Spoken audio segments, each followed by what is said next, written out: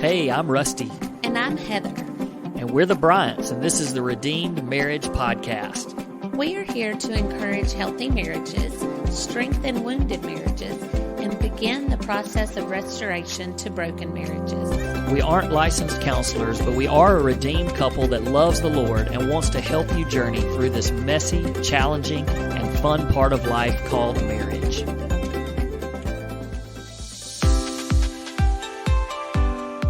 Hey, welcome back to another episode of the Redeemed Marriage Podcast. This is Rusty and Heather Bryant. Looking forward to being with you for another week.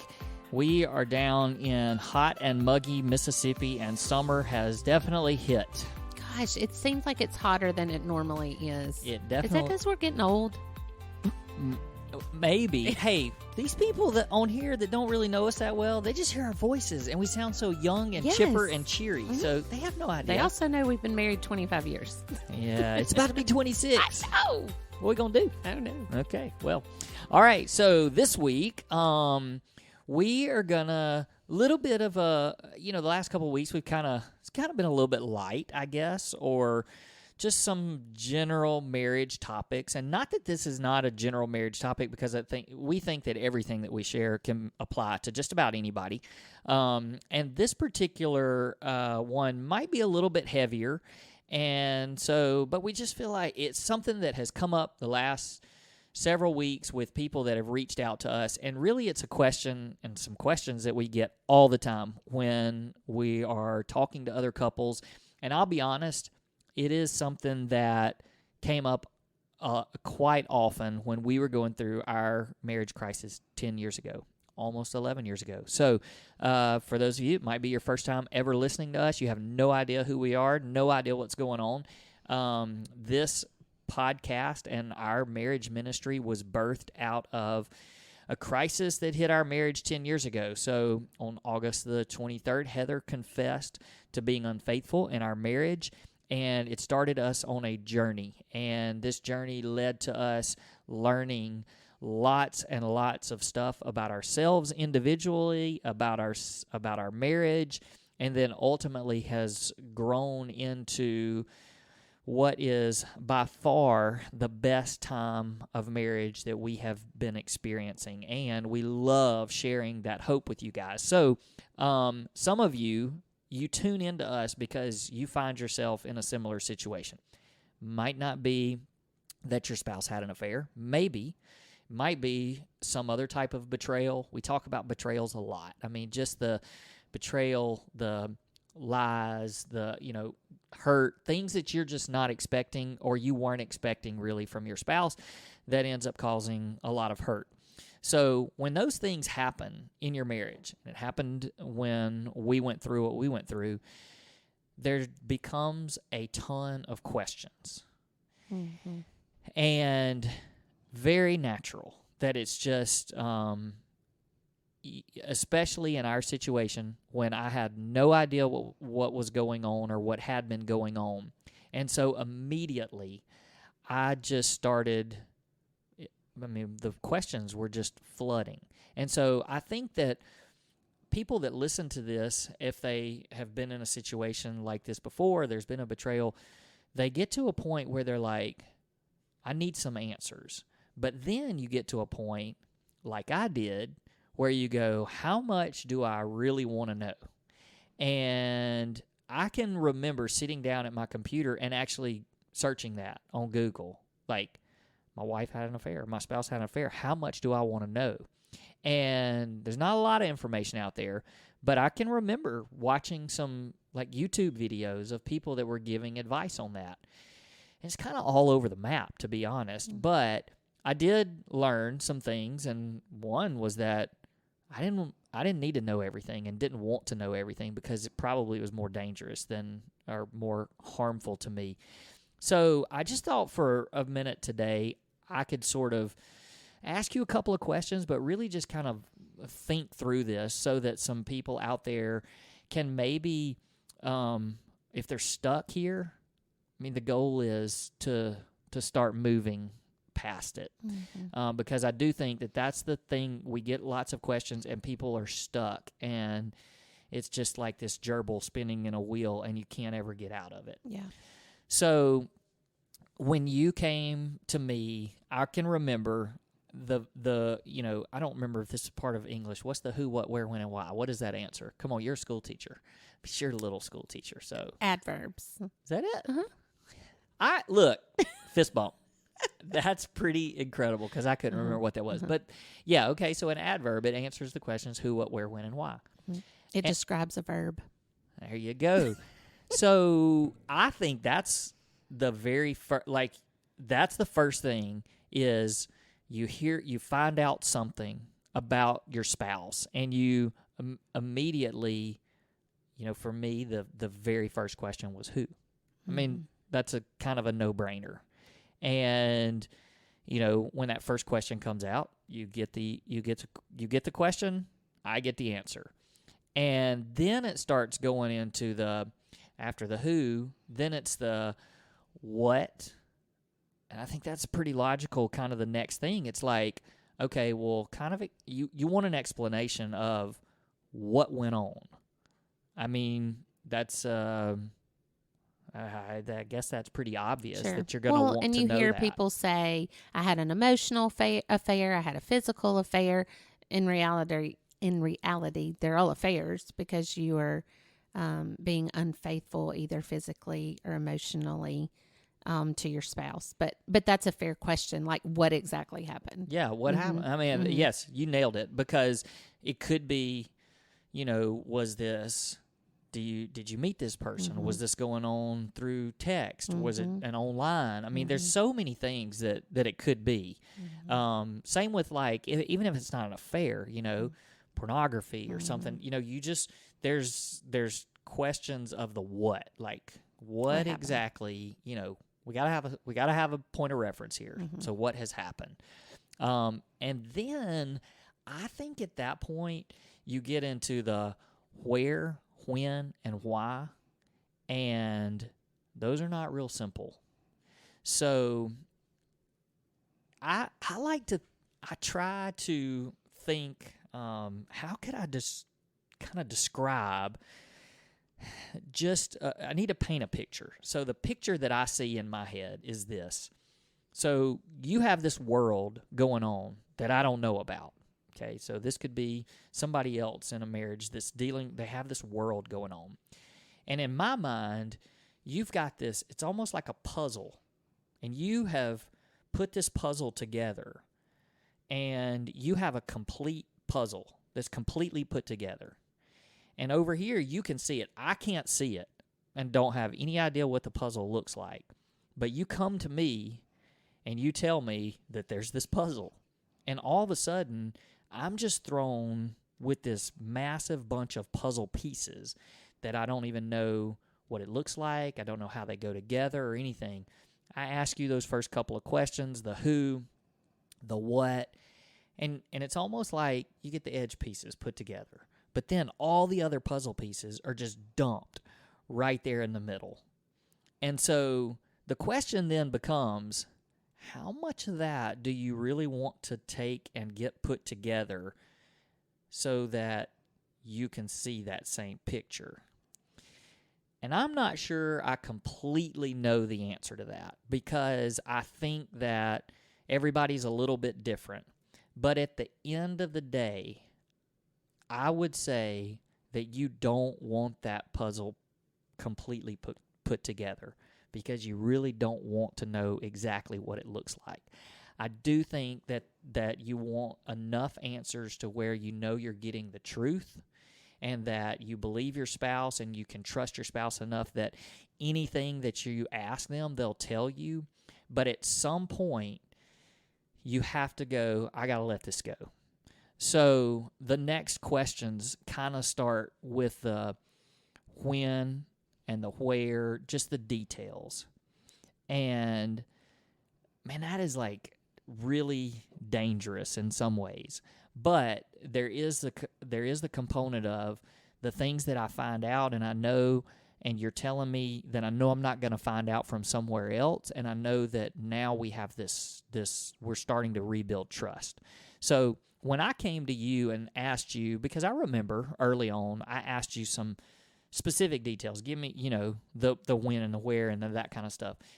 What, like, did you remember that kind of stuff? Had you blocked it out? I mean, like, how did it make you feel that I was coming to you asking you those questions? Sure. Well, I do know that because I confessed or was caught so quickly after it happened that, of course, everything was really fresh on my mind and I remembered. We've talked to couples that it happened years before and they didn't remember all the where, when, whys, But because it was really fresh, then, yeah, I remembered all of that. And I think, I was, of course, embarrassed to tell you. That was probably the most prominent emotion and feeling that I felt was just humiliation. And then, guilt and shame were just right there with it. And I can remember saying, I don't want to tell you. Like, I don't want to tell you, because I knew that it would be painful, for you, to think through and to think about. I think definitely my first emotion was, just embarrassment and regret and not wanting to tell you everything. Well, you brought up a really good point, because I do think that there's a lot of people out there that they don't find out until maybe there's been some time between it. And here's what I think, and we've dealt with this somewhat recently with some people that we've talked to on a couple of different occasions, but a spouse found out about something that happened years ago. And the crazy thing is that for the one that had the affair, like, it was a long time ago.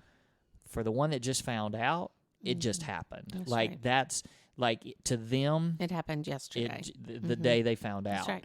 And so it's almost hard to believe when they're asking questions and the spouse might say, I don't remember, or I don't really know what happened. And I was trying to wrap my brain around that a little bit, and I started thinking, as much as I would, if I was in that situation and it had been a long period of time, I'd be wanting to say, that's bull. You do remember. You do remember. But then I started trying to think about even milestones in our life. Okay, our wedding day. If you started asking me questions about our wedding day, one of the happiest days of my life, no chance I'm going to remember hardly any details of that day. The details that I am going to remember are because they're things that we've talked about and retold stories and stuff through the years. Right. But you're not retelling those stories with anybody. So genuinely, I mean, and I'm not trying to let somebody off the hook here, but I'm just saying that's a real thing. You're not going to remember. Even though your spouse may have just found out about it, you're not going to remember those things. Well, and not only that, but there is a very big element to it that when we experience trauma, we shut that out. I mean, that's real. Yeah. Like, if something we experience that we're ashamed of or embarrassed of, or we wish didn't happen, then you can shut that out of your mind. And if that was, 10 years ago, 15 years ago, then you've literally put it away from your mind. Yeah. And so that on top of just time in general, absolutely. Yeah. Absolutely. But it's not even, I tried to fast forward a little bit. Our kids, they're a little bit older now, but the day of their birth, everything's so blurry. If I had to try to tell you like details. That's because you didn't push somebody out of your Hey, body. I was there though, cheering you on. I remember all the details. Okay, but even think about Christmas. This past Christmas. What'd we get? Like what?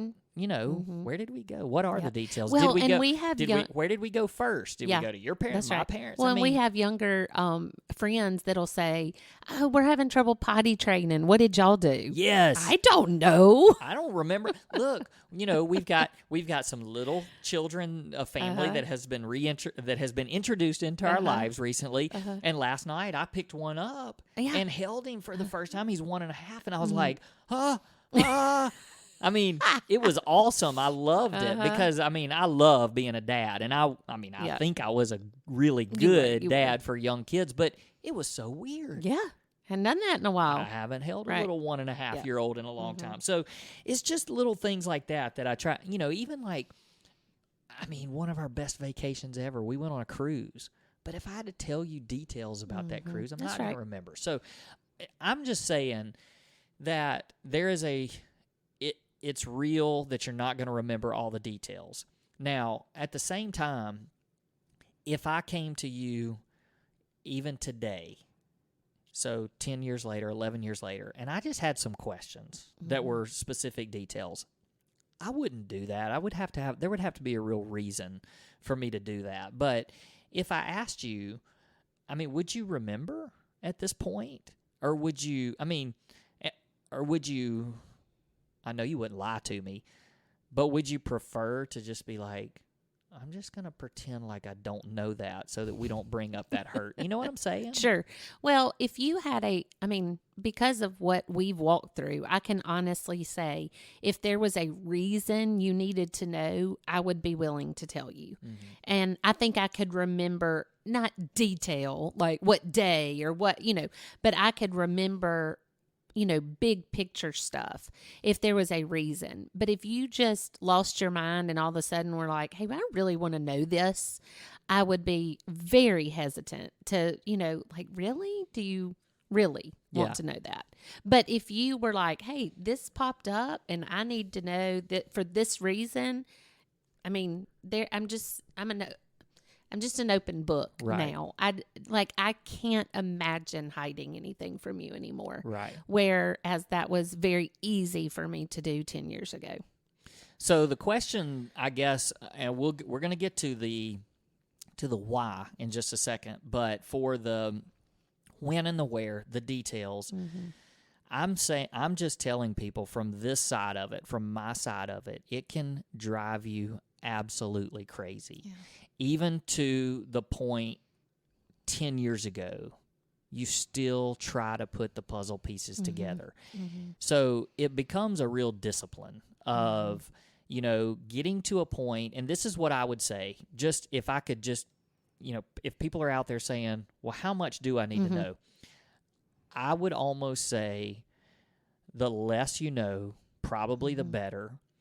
And if you have to know, you get to a point where you know enough to be able to sort of make out some sort of a puzzle, but at the same time, all you're really trying to do is get to a point where you know that your spouse is not going to hide something from you. And in our situation, I'll just tell part of our story, but not details here, but we were in a situation where we felt like we were going to be put in a place where somebody was going to tell a lot of information. And so you didn't want me finding out from somebody else. And so you came to me and you said, this happened, this happened, this happened. It was sort of big picture, but there was a good bit of detail. And I would almost encourage you as a spouse, if you've been the one that has done this and betrayed your spouse, maybe that is a great place to start, to be able to go, okay, if somebody else sat down and was to tell you everything or tell you, and I was like, I don't want you to be caught off guard and I don't want there to be any surprises, then tell that. And then maybe at that point, your spouse is at a point where it's like, okay, there's tons and tons of other questions, but I know that you're telling me the truth, and and you're telling me as much as I can handle or I need to know. And I'm telling you, there's still that temptation to just want to ask questions and tell me what happened and tell me this and that.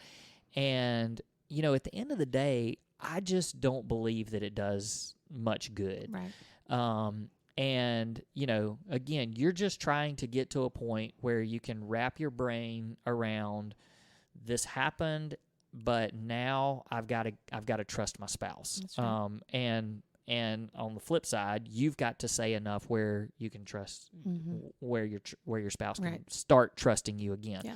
So wrapping all that up, I'm saying you probably don't need to know as much as you think you want to know.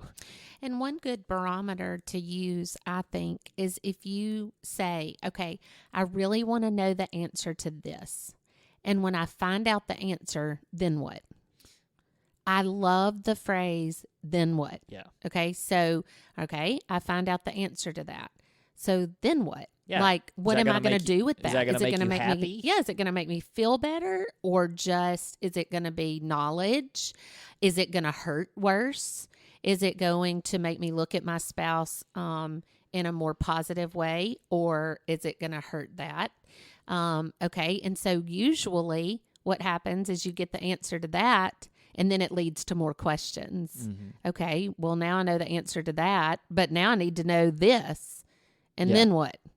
And from your perspective, I think that, the approach to all this is I'm an open book. But if it gets to a point where the other spouse can't they're just stuck, they just keep asking, maybe it is not a cop-out, but in a loving, it's time to sit down and say, look, I am an open book. I will tell you anything you want to know, but I love you enough to say I also want to protect you. Absolutely. And I would say don't even use the card where you throw out when you bring this up. It reminds me of what I did in the shame, because it's real easy for this person to go, well, you shouldn't have done it. You did it to yourself. So it's not that. It's just, I'm willing to say and do whatever, but I want to protect you. And you can't, as the person who did the betrayal, you can't say, I'm not going to tell you that because I want to protect you. Like, if they want to know, then you have to tell them. Right. But you can say, are you sure? Yeah. I mean, I'm willing to tell you, but are you sure that that's going, is that what you want to know? Let's think through this and talk through this. Absolutely. And see. And, we've said this where we've heard this before, where some counselors have actually said, maybe you need to get to almost put an end point to the questions. If you're really stuck in a situation where they just keep coming and you just keep asking and you're rehashing and that over leads and over to the next and the next and the next. And so maybe it's like you both sit down and you just say, hey, we're going to do 2 weeks, 2 more weeks of this where just I'm going to continue to process and do, so I don't know, maybe it's 1 month out of all, out of finding out, 1 month out of confession. And you're like, I'm going to just try to process this internally. But as questions come up and I feel like I might need some answers, I'm going to come to you and ask you those questions. And when you but at the end of this, whatever the time is, and I don't know what that time limit is. And it's probably different for different people. Sure. But yeah, once that time limit hits, it's like, okay, we're not not that we're brushing it, sweeping it under the rug. That's right. But we're not but that part of it, we're moving past. We're moving past the questions. So last thing I want to kind of go on here, the why. So the why question is asked. I mean, that could be asked a gazillion times. Why did you do it? Why did you do it? Maybe there is an answer for some people, maybe maybe there is a clear answer. But I believe that for most people, you're not going to ever get that answer because I don't know that the spouse sometimes even knows. If I sat here and maybe let's back up. If I were to sit here and say, why did you do that? What would you say even today? What would you have said then? What would you say today? Well, I can say what I would have said, but then I also would like to address what I think a lot of other people would say, because I think we were a unique situation.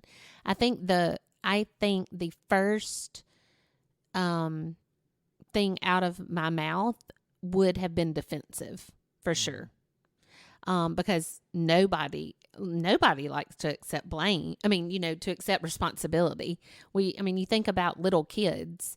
If you say, why'd you hit your sister? They don't say, oh, I'm a sinful person. Right. It's, she did that. You're always pointing at somebody, no matter what. And so I think that the reason why I said our situation was different is because I couldn't blame you. I couldn't. There was nothing that you did that I could have pointed and say, well, you didn't give me enough attention, or you didn't show me affection, or you were mean to our children, or you, like, there was nothing that I could throw out at you that you were a bad husband. You never help around the house. None of those are true for you. And I mean, I would have said that 10 years ago, 11 years ago, and I'm saying that now. But I don't think that's the case for everyone. Right. I think for most of our listeners, they're going to try to find something that their spouse did wrong or didn't fulfill in them to say that's why. I did it because you worked too much and I needed attention. Right. Or you did that. I mean, I did it because you did this. And so I feel like a lot of the why, if your reason has anything to do with your spouse, then it's wrong. That your spouse didn't make you do it. That's right. It doesn't matter what your spouse did. You are responsible for the decision that you made. Yep. So if you in your why statement point a finger to anybody else but right back at yourself, you need to rethink. Yeah. And so that was one thing I didn't have the option of doing, is pointing my finger at you. But I do think I could have. I mean, I think that's what most people want to do. And so when you get to the question of why did it happen, I think the majority of people will point a finger. And honestly, Rusty, if I could have thought of something that you did wrong, I would have pointed my finger. But there just wasn't anything. It was my heart that caused my problem. So, immediately when the confession happened, I think that I was definitely still in the worldly sorrow part of getting caught. And so I didn't want to admit that it was about my heart. And honestly, I didn't know. Right. I didn't know that it was about something inside of me. I couldn't put words to it. I mean, it was just, I don't know. And it goes back to that statement of nobody wakes up and says, today I'm going to have an affair. I didn't even know how I got there. It was such a slippery, fast slope. And of course you can go back if you're new to us. We had a whole season, or at the beginning of this season, bunch of episodes just walking through our story. But the why part, I didn't understand for a while. Yeah. And so it's not uncommon I think probably the most common answers would be because you blah, blah, blah, or I don't know. Idea. Like, yeah. I don't know. And that's the part where I think people get stuck, because somebody, like you said, somebody needs to be blamed. That's where an answer has to come. And even for the person that's been betrayed, they just want an answer. They want somebody to blame. Yeah. And sometimes you really just get I don't know. Yeah. I don't know how it happened. And that's exceedingly frustrating for the person who's been hurt. Yeah. And so, even then, like we're talking about just questions, you just have to get to a point where, maybe you don't like the answer, but you know that you're getting honesty from your spouse. And that can be, I don't know. Yeah, and over time, you mature and you learn and you can talk through it, and maybe some things you discover about yourself and just about sin. I mean, go back and listen to Believing the Lies of the Enemy that we did. I think it's our number one most listened to episode. But if you go back and listen to that, like, that's you discovering over time kind of why it happened. Right. But you didn't know that the day that you had to tell me. So I just think that that's one of those hamster wheel things that you could get stuck in and never get out of if you don't get the answer that you're looking for. Right. That's the part that's frustrating. Right. You want an answer and you have in your mind what that answer is, and you may not ever get it. That's right. And there honestly may not be a this is why answer. Right. And that's okay. I mean, the answer is that we're sinful people and we disappoint. And that, I mean, your spouse. And some are bigger. And some are bigger. That's right. Bigger consequences than others. Absolutely. But we've said a million times that everybody is going to disappoint you. Everybody. Yeah. Except that's why we put our faith in the Lord, because he's the only one that won't disappoint us. Yep. And so some of the answer to why could just be because I'm a sinner and I messed up.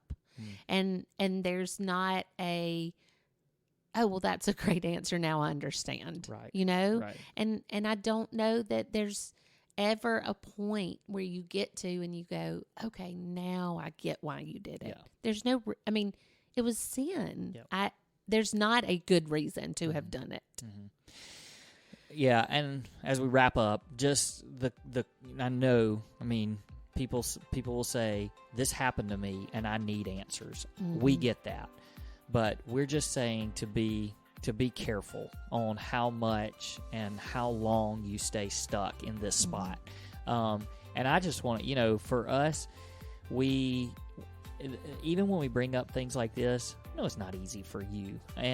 But Heather's always willing to talk about this kind of stuff because she knows that it's helping somebody. Mm-hmm. And so I just want to say thanks for being willing to talk about hard stuff like this, because I know it'd be so much easier to talk, hey, can we talk about how to schedule a date night? Wouldn't that be fun? And yes, we love doing that too. But sometimes we need to dive in where our listeners are, and we know some people are here and they're stuck here. So thank you for listening today, and we're going to sign off, and we will be back next week with you once again. See you then.